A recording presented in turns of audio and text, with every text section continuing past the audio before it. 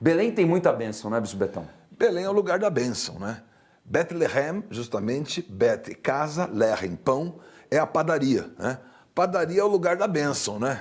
É o dia a dia você se alimentando. E estamos num jejum de pão. Quer pão na chapa, tem que ser aqui. É a palavra chapada em você aí, e você recebendo palavra, recebendo a unção e a bênção de Belém. Porque Belém tem bênção no céu, porque os anjos abriram no céu. Imagina, a gente pensa em efeito especial aqui.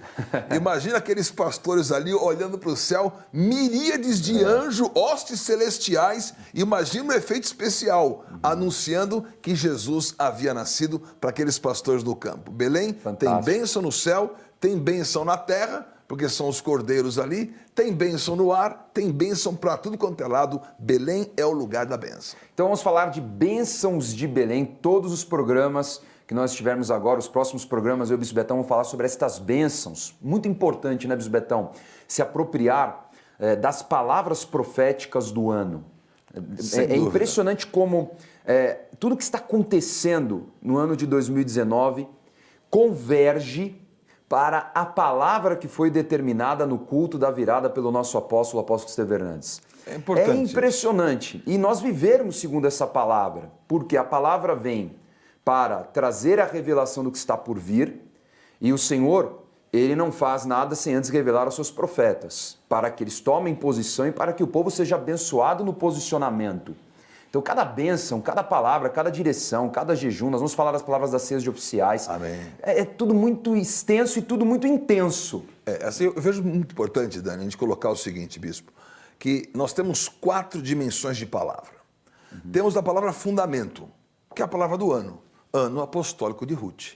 Sim. Esse é o fundamento. O que você for construir a cada dia é no ano apostólico de Ruth.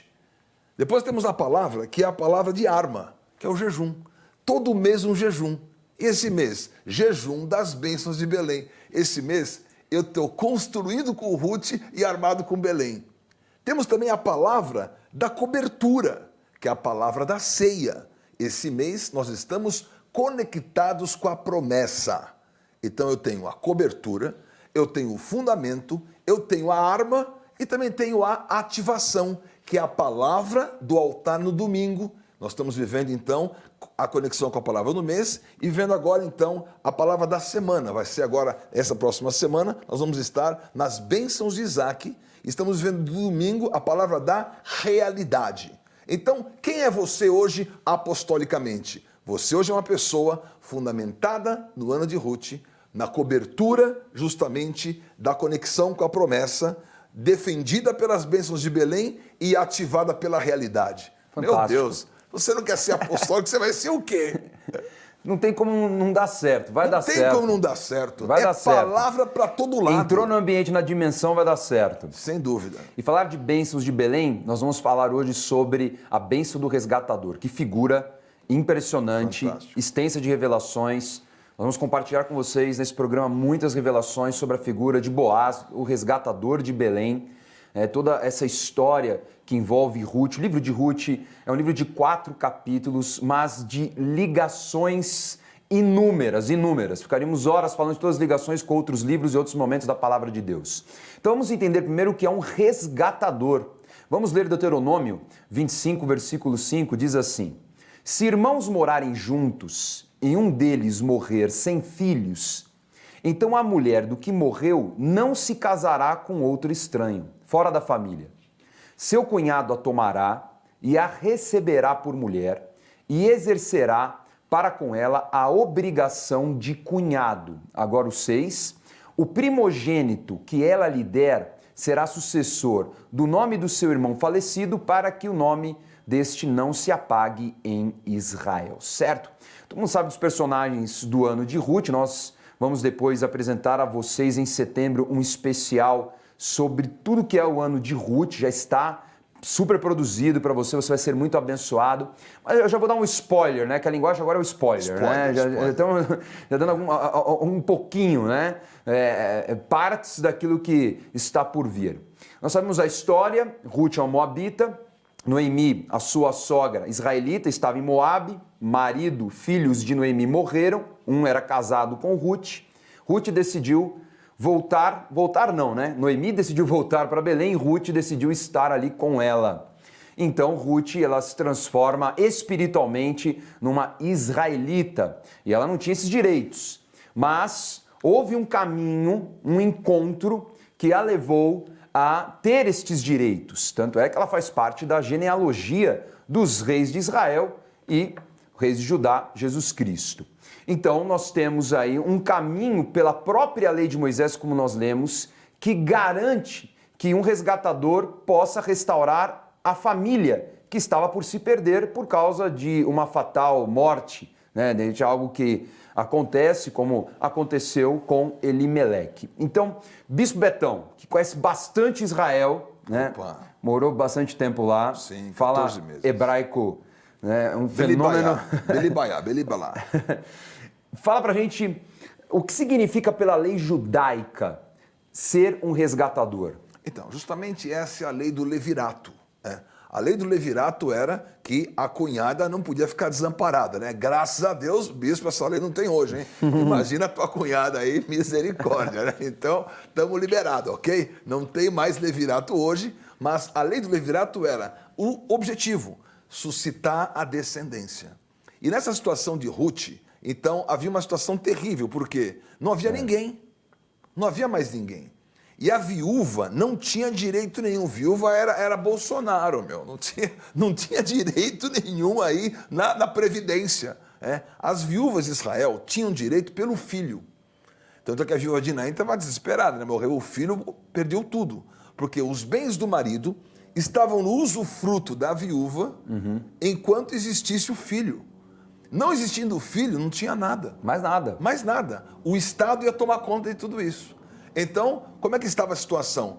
Morreu Malom, morreu Quilion, morreu Elimeleque. Não tinha ninguém para resgatar.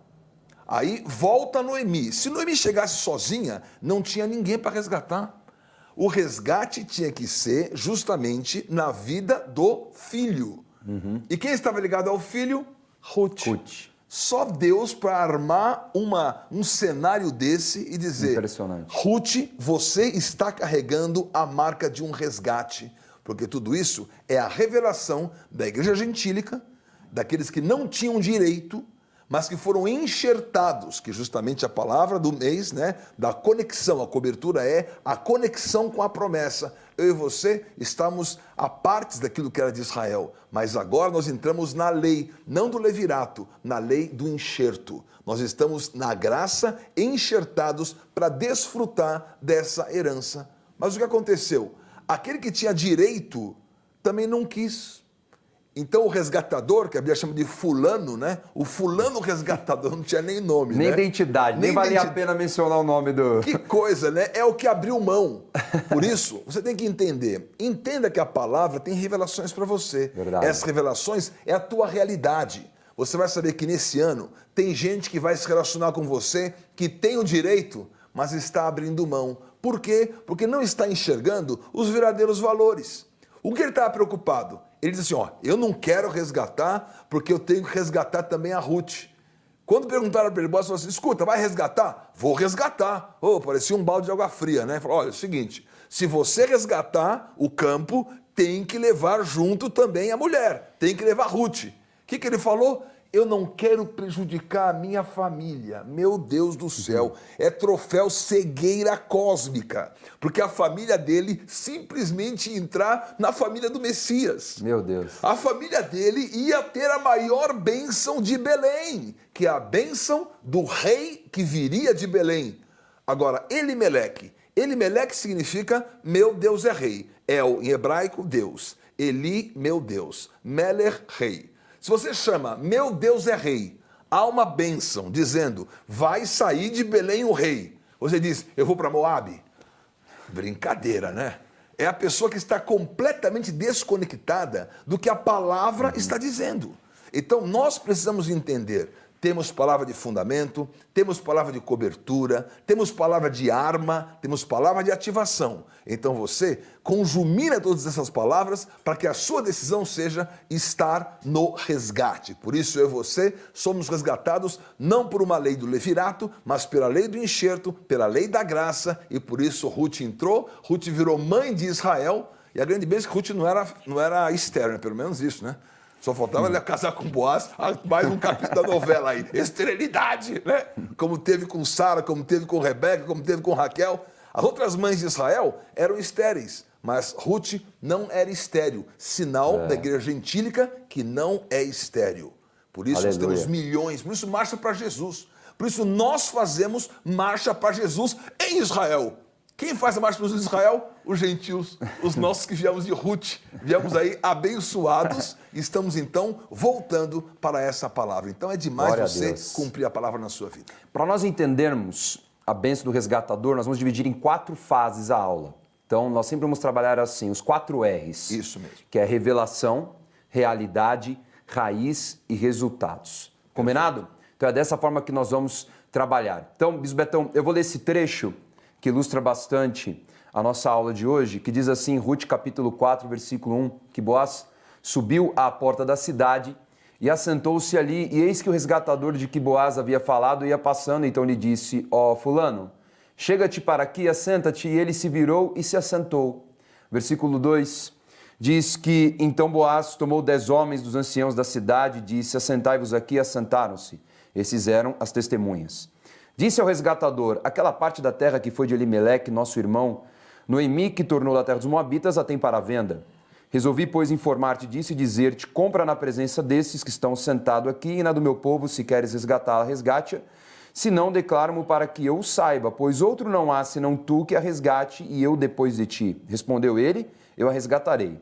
Disse, porém, Boaz, no dia em que tomares a terra da mão de Noemi, também a tomarás da mão de Ruth, a moabita, já viúva, para suscitar o nome do esposo falecido sobre a herança dele. Então disse o resgatador, para mim não a poderei mais resgatar, para que não prejudique a minha. Redime tu que me cumpria resgatar, porque eu não poderei fazê-lo. Então, na verdade, Bispo Betão, havia a possibilidade de Boaz ser o resgatador, mas havia um parente mais próximo do que ele, que teria, vamos dizer, na fila, o primeiro direito, como já foi mencionado. Isso. Agora, qual que é a primeira revelação que nós temos nesse texto, Bispo Betão? Justamente que o segundo é aquele que leva a bênção. Então, o primeiro abre mão e o segundo toma posse. Não foi assim? Já aconteceu com Caim, abriu mão, e Abel tomou posse, até o sangue dele fala. O meu sangue só faz lá glóbulos vermelhos, brancos, só faz exame de sangue, tem só hemograma, né? O sangue de Abel tem voz. O sangue de Abel fala. O segundo é a marca da revelação da bênção.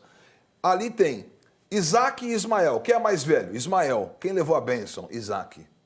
Depois tem Esaú e Jacó. Esaú nasceu primeiro. Quem levou a bênção? Jacó. E Deus fala assim, Rebeca estava com cólica menstrual forte, hein? Aí, eu quero morrer. 2 nações há no seu ventre. Ginecologista nenhum tinha essa palavra para ela, né? Tem 2 nações no seu ventre e o menor vai ser maior que o primogênito. Assim, Deus, então faz o seguinte, já que o senhor quer isso aí, inverte. Não, Deus não ia inverter. Ele ia colocar o testemunho. É o segundo e não é o primeiro. Foi Jacó e não foi Esaú. E depois é o quê? Não é Israel, é a igreja. Uau. Então, nós somos o segundo. Nós somos aqueles que vamos resgatar e ser resgatados. Então, o segundo tem poder, o primeiro abrir mão é muito mais do que uma lei, é justamente uma ativação. Por isso eu e você somos aqueles que são enxertados, é o segundo, é a marca de quem vai conquistar. Glória a Deus. Nós falamos bastante sobre a visão missionária do apóstolo Paulo, da igreja de Antioquia, na aula anterior, e nós vemos exatamente essa figura de Paulo, né? Pedro teve a primazia de manifestar ali o Espírito Santo, mas quem foi para as nações foi o segundo. O segundo. Foi Paulo. Foi Paulo. Então, o pessoal fez assim, eram 11 discípulos, né? Aí Judas foi embora, aí ficou faltando um, aí eles ficaram preocupados em completar o time, né? Não tinha nem jogo marcado, mas queria botar os 12. Tudo bem, né? Preocupação humana. Tiraram sortes e deu justamente... tiraram 2 sortes. Tinha um tal de Barnabé e tiraram outra sorte. O que aconteceu? Quem entrou no lugar não fez nada, né? A Bíblia não menciona nada que aconteceu com quem entrou no lugar de Judas. Agora, o que aconteceu? Paulo era aquele que era marcado. Paulo estava marcado para ser o 12º. Paulo estava marcado para ser aquele que iria levantar o que Pedro, né? Pegadinha, não vou comer, não vou não sei o quê, né? Ó, de maneira nenhuma faço isso. Então, ficaram presos na lei. Quem fica preso na lei não tem o desfrute. Quem vai além. Então, o apóstolo Estevão foi um rompedor. Outro de novo, Zera e Pérez, mesma coisa, o segundo, né? Então, Zera foi e tirou a mão. Aí botaram, descendência de Judá, o início de Judá com Tamar. Saiu, botaram a fitinha, né? Naquele tempo já não se perdia bebê na maternidade. No outro dia eu vi que o bebê foi trocado, né? Mas naquele tempo já tinha a fitinha. Botaram a fitinha. O que ele fez? Recolheu a mão. Aí veio Pérez e rompeu. Pérez significa rompedor. Baal Perazim, o senhor que rompe. Então Pérez foi o rompedor, saiu. Quem que é? É o segundo. O segundo é o rompedor. A igreja religiosa não realizou. A igreja apostólica vai realizar. Aleluia, é isso aí. Por isso que o apóstolo Estevão é rompedor.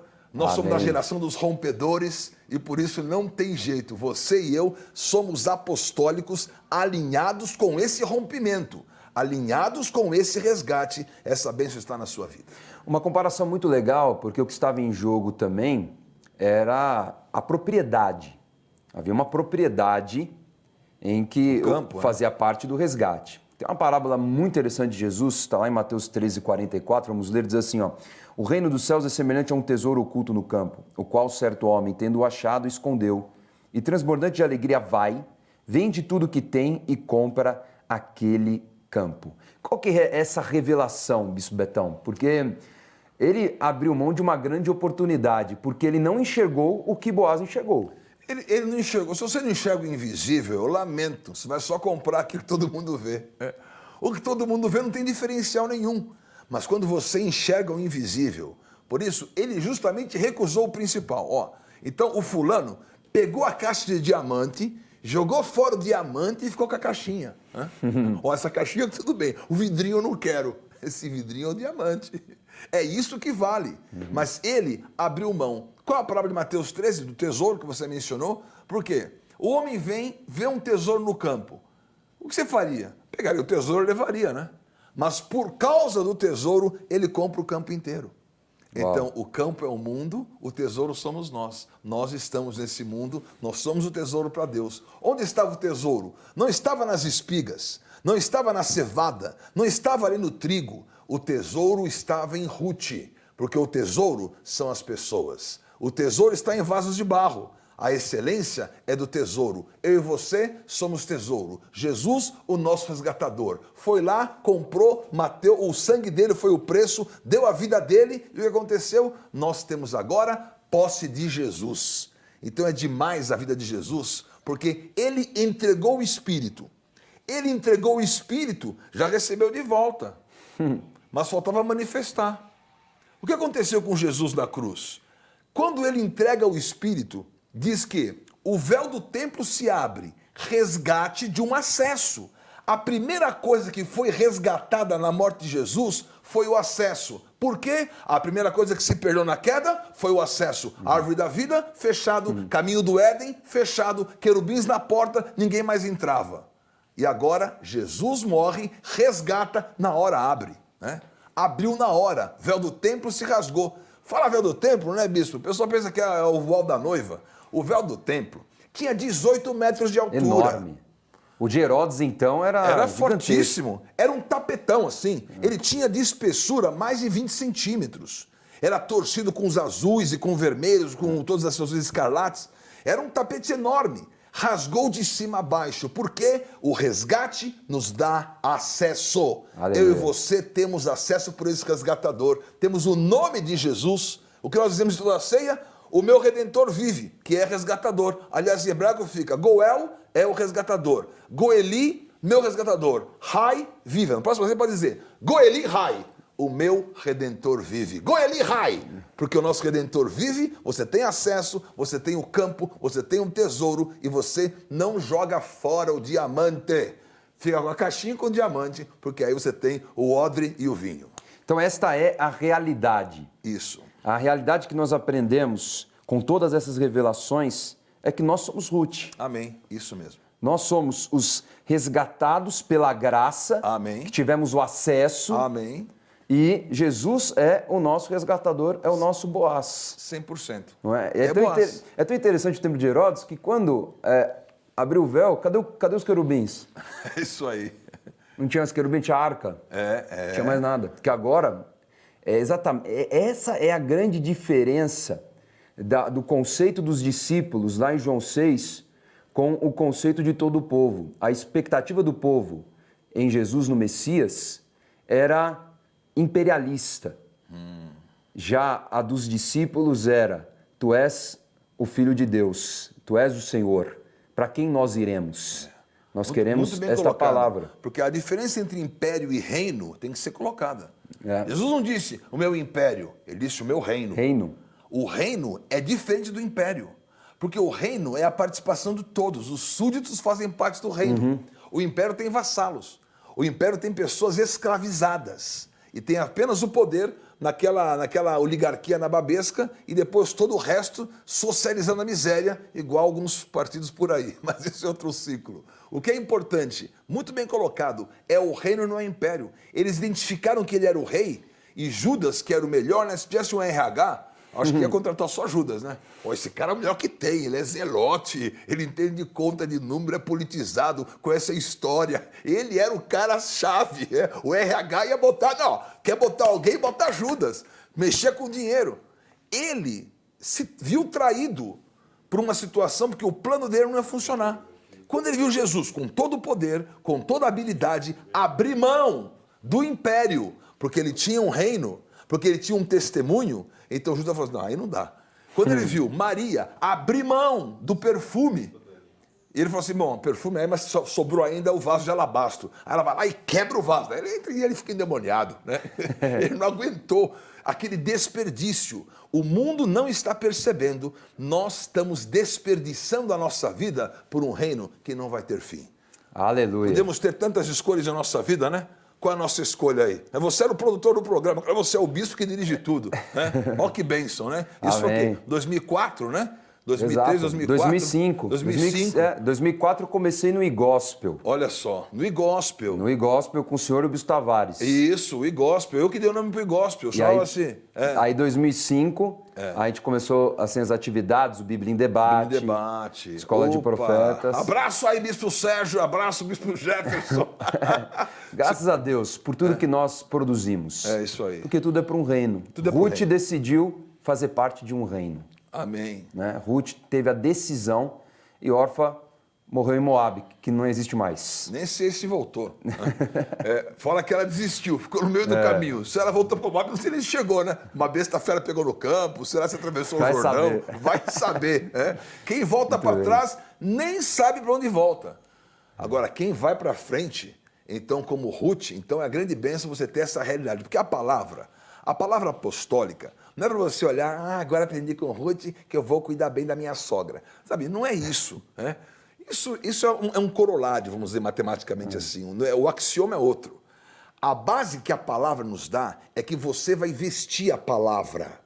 Então, quando eu leio a palavra apostólica, o cenário é criado pela palavra profética e você é o personagem. Então, isso é uma realidade. Se eu leio Moby Dick, eu fico pensando, quando passar por uma baleia. Não tem nada a ver.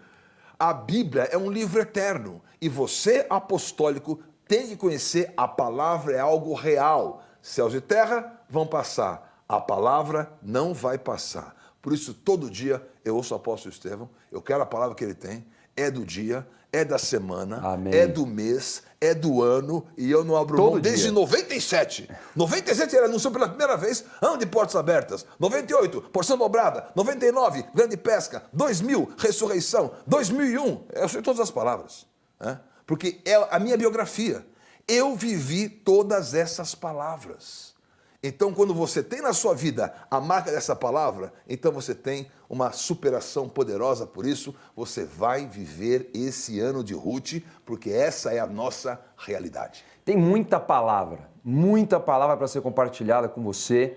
Hoje, em todas as igrejas Renascer em Cristo, como o Bispo Betão falou, você precisa tomar essa decisão de fazer parte desse mover. Bom, eu participo desde 1986. É isso aí.